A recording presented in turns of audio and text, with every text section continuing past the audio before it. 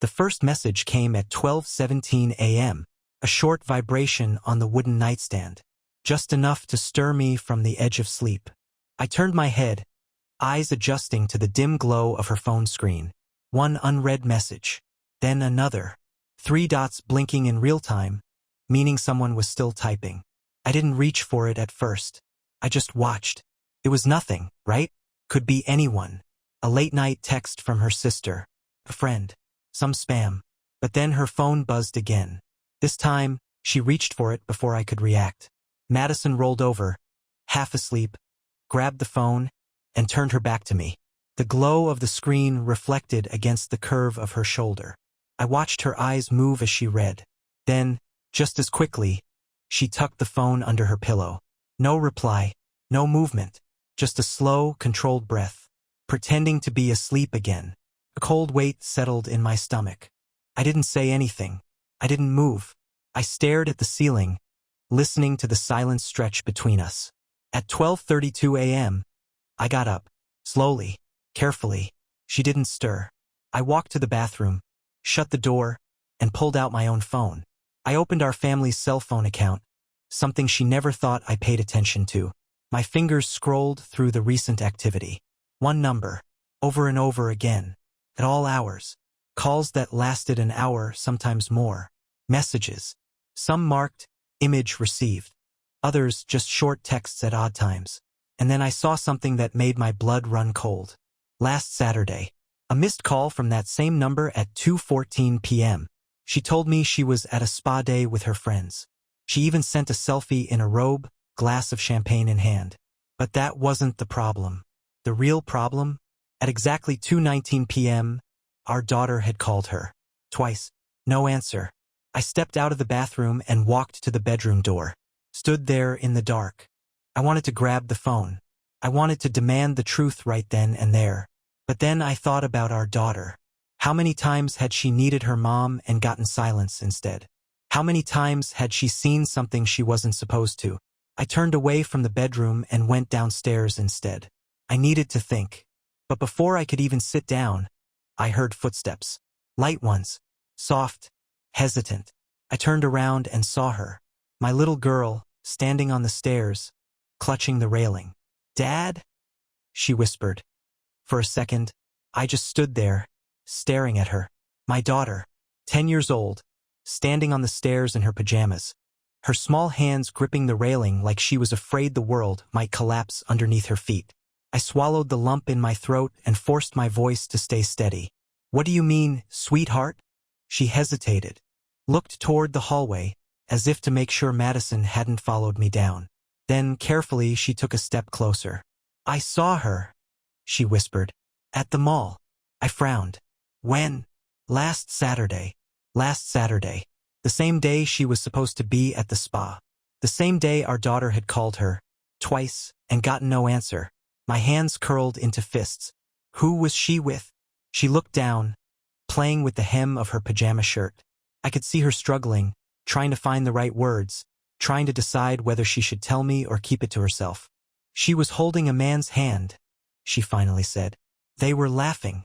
And then..." She hesitated. "They kissed."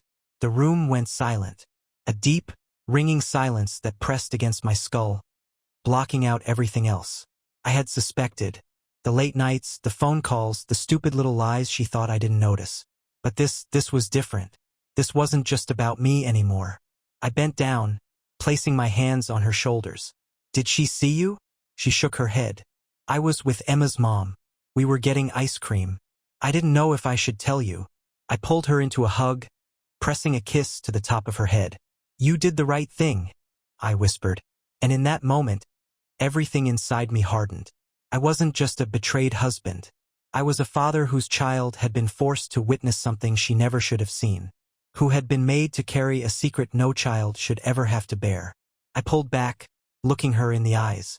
"I need you to do something for me, okay?" She nodded. "I need you to go back to bed and pretend we never had this conversation." She blinked.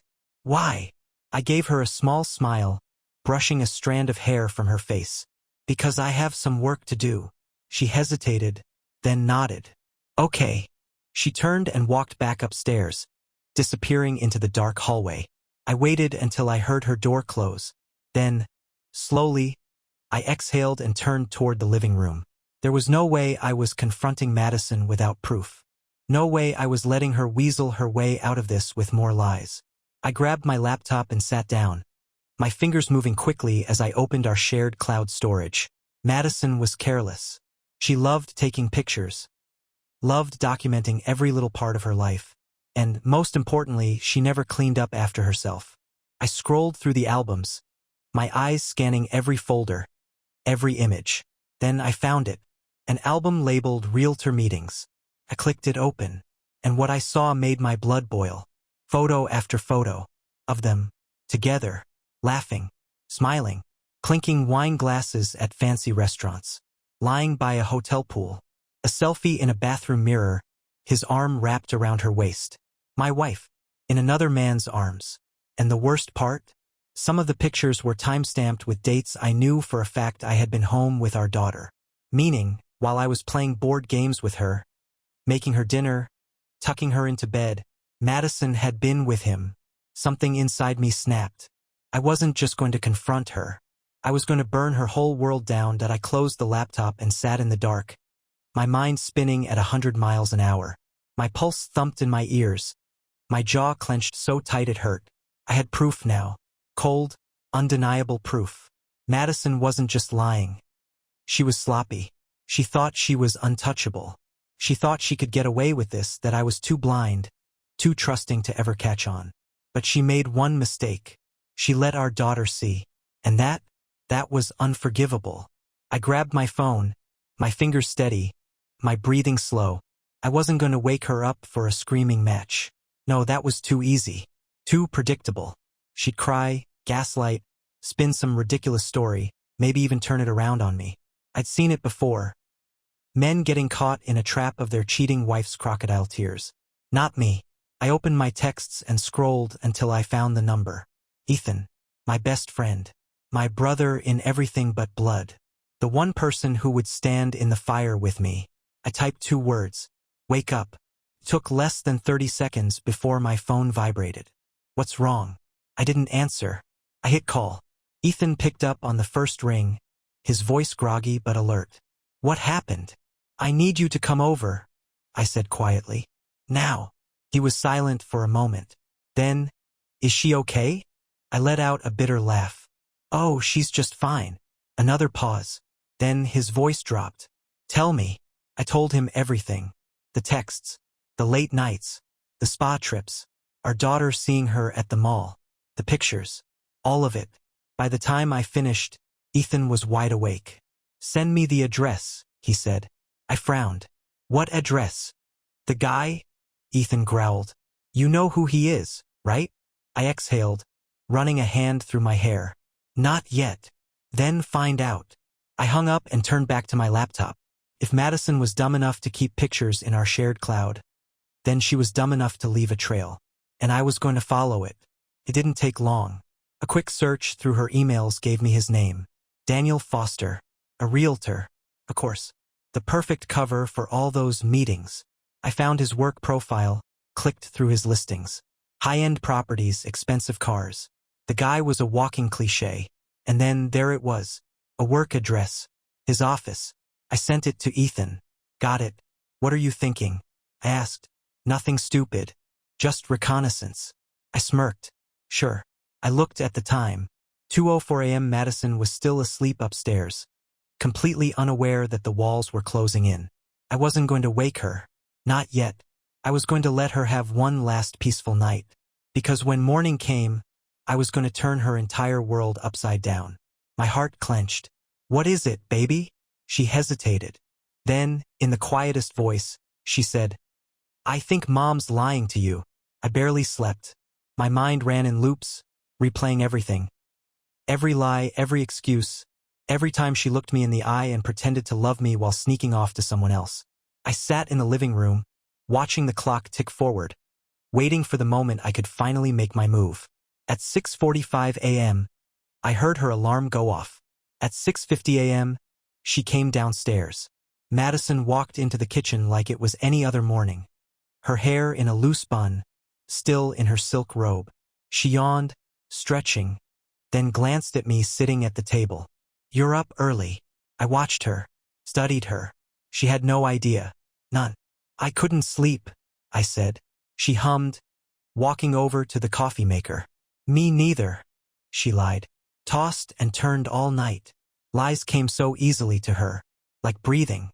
She poured herself a cup of coffee, then leaned against the counter, scrolling through her phone, probably texting him. I took a slow breath. This wasn't the moment. Not yet. She needed to leave first. She needed to go about her morning routine, believing everything was normal. I stood up. "I'll take Olivia to school today." She barely looked up.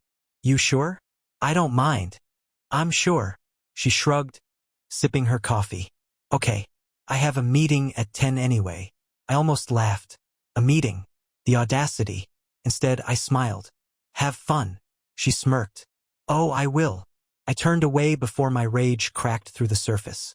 At 7:30 a.m., I drove Olivia to school, giving her the tightest hug before she left. I promised her everything would be okay. At 8:15 a.m., I met Ethan at a diner near Daniel Foster's office. He was already there, drinking black coffee, a look in his eyes that told me he hadn't slept either. "Did you find him?" I asked, sliding into the booth. Ethan nodded, sliding his phone across the table. "He got to work 20 minutes ago, parked his overpriced BMW in the front, walked in like he owned the world." I stared at the picture on Ethan's screen. This was the guy my wife was risking everything for? He wasn't impressive. Mid-40s, fake tan, trying way too hard to look young. "She's meeting him at 10, I said. Ethan's jaw tightened. "And?" I took a sip of coffee. "I want to be there first." Ethan smirked. "Now we're talking." At 9:45 a.m., we parked across the street from the office. At 9:58 a.m., I watched my wife pull into the lot. At 10 a.m. sharp, she walked inside, completely unaware that I was 10 steps behind her. It was time. I stepped into the building just as Madison disappeared down the hall. The office was sleek, modern, glass doors, polished floors, fake smiles. A receptionist glanced up, ready to greet me, but I walked past her without a word. I wasn't here for small talk. Madison walked with confidence, like she belonged here, like this was just another normal day. She had no idea I was behind her, watching every step she took toward the door at the end of the hallway. Daniel Foster's office. She knocked once, then let herself in. I caught the door before it shut. Madison had barely set her purse down when I stepped inside. She froze. Daniel looked up from his desk, confused for half a second before his expression shifted. Panic. "Hey, babe," I said casually, shutting the door behind me. Madison's mouth opened, then closed. She blinked like she couldn't quite process what was happening. What are you doing here?" Daniel shifted in his chair. Do we have an appointment?" I smiled. "Oh, we definitely do." Madison swallowed hard. "Listen, I don't know what you think is going on, but..." I pulled my phone from my pocket and tapped the screen. The pictures I found last night filled the screen. I turned it toward her, letting her own betrayal stare her in the face. Her breath hitched. Daniel exhaled sharply. *T. Madison's eyes darted between me and the phone. I can explain." I tilted my head. "Can you?" She reached for me, but I stepped back. "It's not what it looks like." I laughed. Loudly. A real, genuine laugh. "Oh, it's exactly what it looks like, Madison." I turned to Daniel. "How long?" He shook his head, scrambling for damage control. "Look, man, How long?" My voice dropped, the anger tightening my throat. He swallowed. "A few months." I clenched my jaw. "Try again." Madison grabbed my arm. "Stop it. You're making a scene." "A scene?" I scoffed. "Oh, sweetheart, this isn't a scene. This is me finally seeing you for what you are." Daniel stood. "I think you should leave." I smiled. "Or what?" He hesitated. He didn't have an answer for that. I took another step toward him, lowering my voice. "You know what really pisses me off, Daniel?" I leaned in, watching his face pale. "You let my daughter see you with her mother. You let a child be the one to put this together before I did." His eyes flicked to Madison. Wait, what? Madison shook her head wildly. No, no, that's not true. I pulled out my phone again, this time opening a recording. I pressed play. I saw her. At the mall. She was holding a man's hand. They kissed.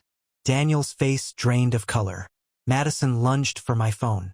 Are you seriously recording our daughter? That's sick. I yanked it away. Sick? No, Madison. You're sick. You lied to me. You lied to her. I turned to Daniel. Did she ever mention Olivia? Her child? Or were you too busy playing house to care? Daniel stammered. I didn't know she. I nodded. Right? Because she never planned to tell you. I turned to Madison. Did you? Her lips parted, but nothing came out. I smiled. That's what I thought. I stepped back toward the door. You two deserve each other. Madison lunged forward. Wait. We can. I opened the door, cutting her off. Everyone in the office was staring. I looked her dead in the eyes. I'll be home later to pack my things. Then I walked out, leaving her in the wreckage she created. The moment I stepped outside, the cold air hit me like a slap to the face. But I welcomed it. It grounded me, kept me from turning back and doing something I'd regret. Ethan was waiting by the car, leaning against the hood, arms crossed. How bad? I let out a breath. Worse than I thought. He nodded, pushing off the car. And I smirked. She's panicking. Good. I opened the driver's side door but didn't get in. My hands rested on the roof of the car as I stared at the pavement. The rush of the confrontation was wearing off, and now all I felt was exhaustion. Anger too, but mostly exhaustion. Ethan waited. He knew me well enough to let the silence sit between us until I was ready to speak. I'm done, I finally said. I'm not staying in that house. Good. I'm taking Olivia. Damn right you are. I exhaled sharply and got in the car. Ethan climbed into the passenger seat without question. He wasn't going to let me be alone right now.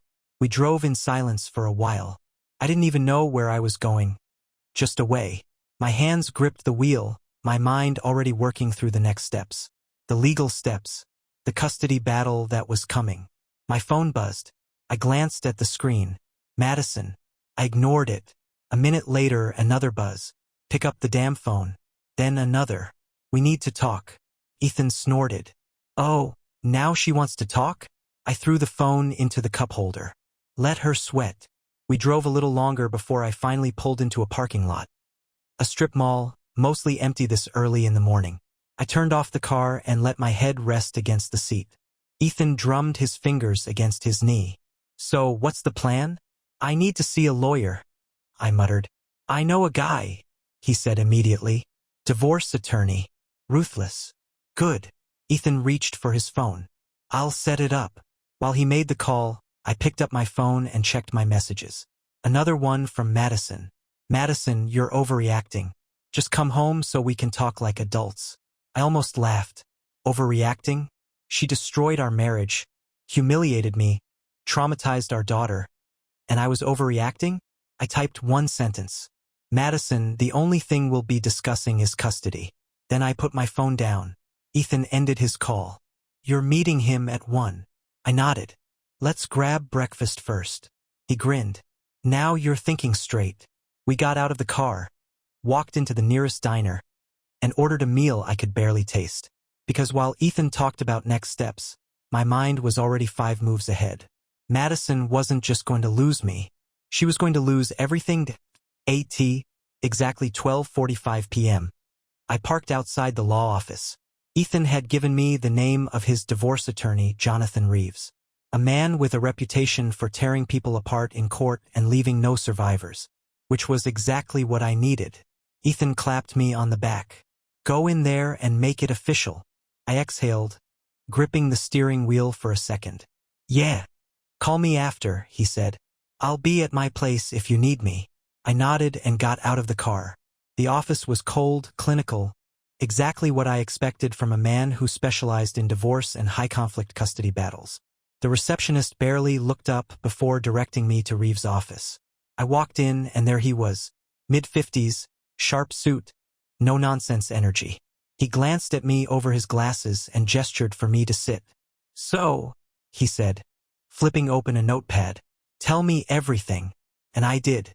I told him about the affair, the lies, the fake realtor meetings, the spa trips, the late-night messages.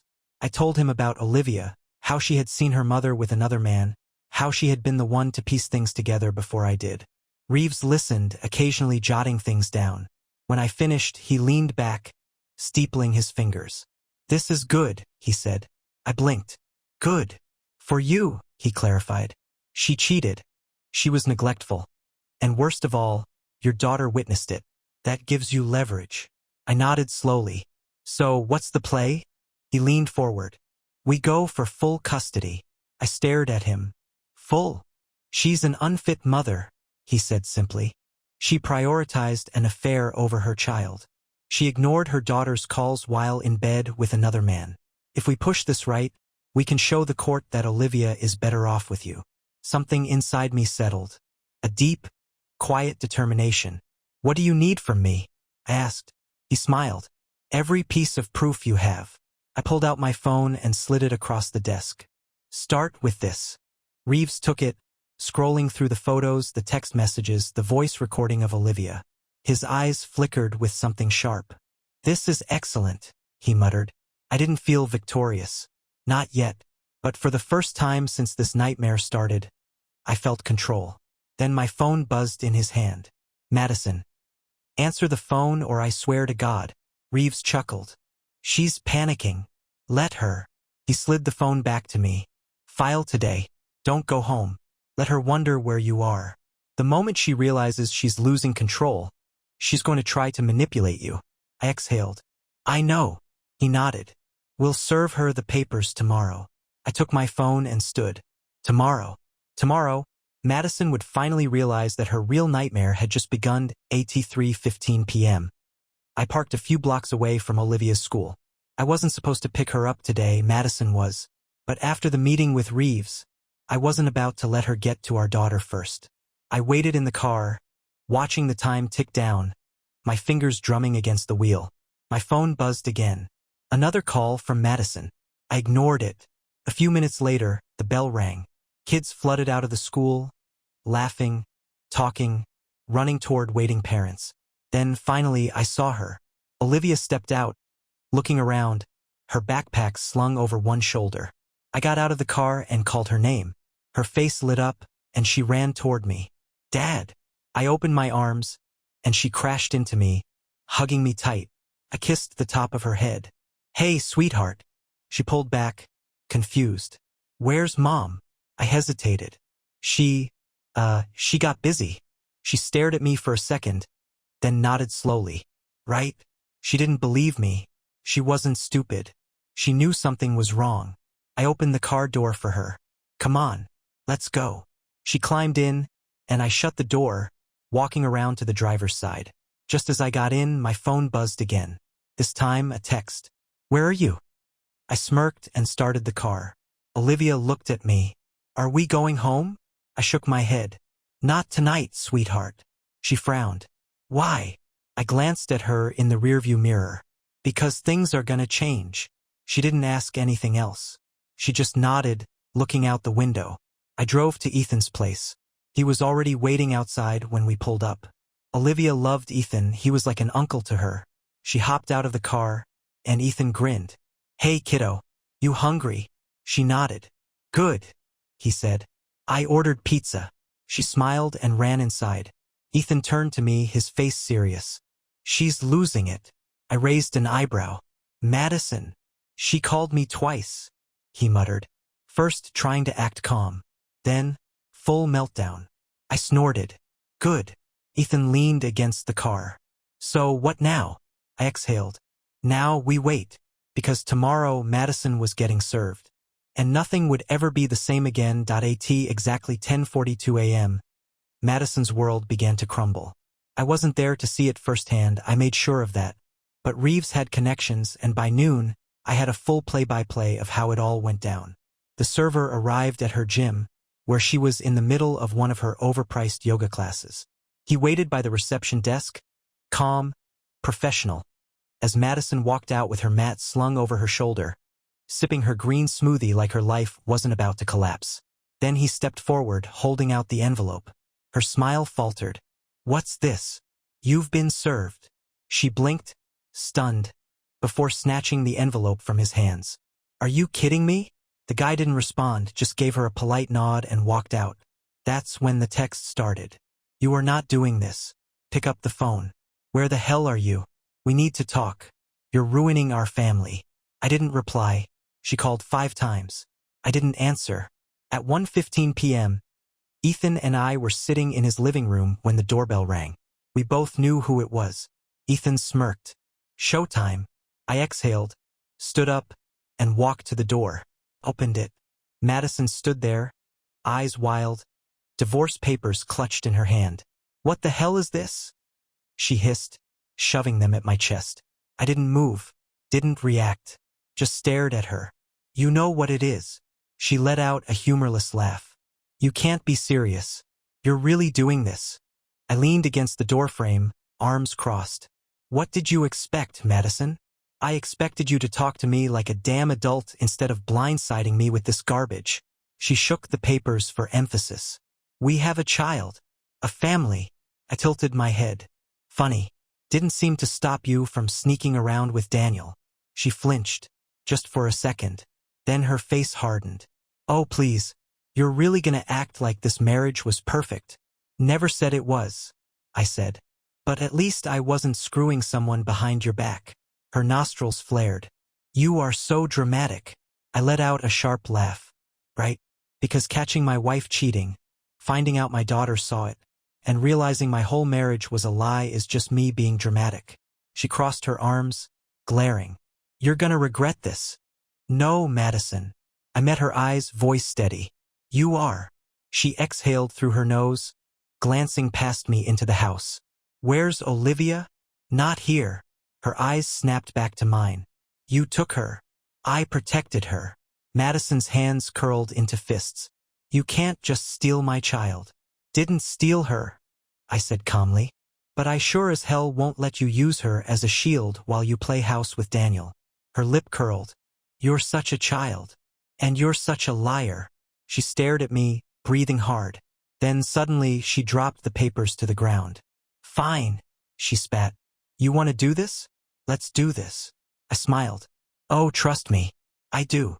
She turned on her heel, storming off toward her car. Ethan walked up behind me, watching her go. "That went well." I smirked. "Oh, this is just the beginning." Madison wasn't going down without a fight. I knew that the second she drove off, tires screeching, her ego too bruised to handle the truth. By 3 p.m., my lawyer called. "She's already trying to spin this," Reeves said, sounding almost amused. "Claims you kidnapped Olivia." I exhaled. "Expected that." "She also says you're an unfit father," he continued. "That you're unstable, aggressive, and, get this, emotionally abusive." I let out a short, humorless laugh. "Right? Because I'm the one who traumatized our daughter with an affair." "Exactly. That's why she won't win," Reeves said. "We have the evidence. We have Olivia as a witness. She's just scrambling." I leaned back in my chair, rubbing my temple. "So what now?" "She's going to try everything. Manipulation, emotional guilt, legal threats. But if we stay the course, you'll get full custody." I nodded, gripping the phone tighter. "Good. Stay away from her," he warned. "She's angry and desperate. That's a dangerous combination." I had no intention of going anywhere near her. At 5 p.m., I took Olivia out for ice cream. She sat across from me, kicking her feet, licking her cone like it was just another day. "Are you and Mom getting a divorce?" she asked suddenly. I didn't flinch. "Yeah, sweetheart. We are." She nodded, like she had already made peace with it. "Good." I blinked. "Good." She shrugged. "I don't like the way she talks to you." My heart clenched. She had seen more than I realized. I reached across the table, squeezing her hand. "Things are going to be better now, okay?" She nodded, smiling. "Okay." At 8 p.m., I got one last text from Madison. "You think you've won? Watch what happens next." I stared at the screen for a long moment. Then, finally, I typed my last message to her. "Your show is over, Madison. You just don't know it yet." And with that, I blocked her number. I wasn't playing her games anymore. I had my proof. I had my daughter. I had my revenge. And Madison? She had nothing.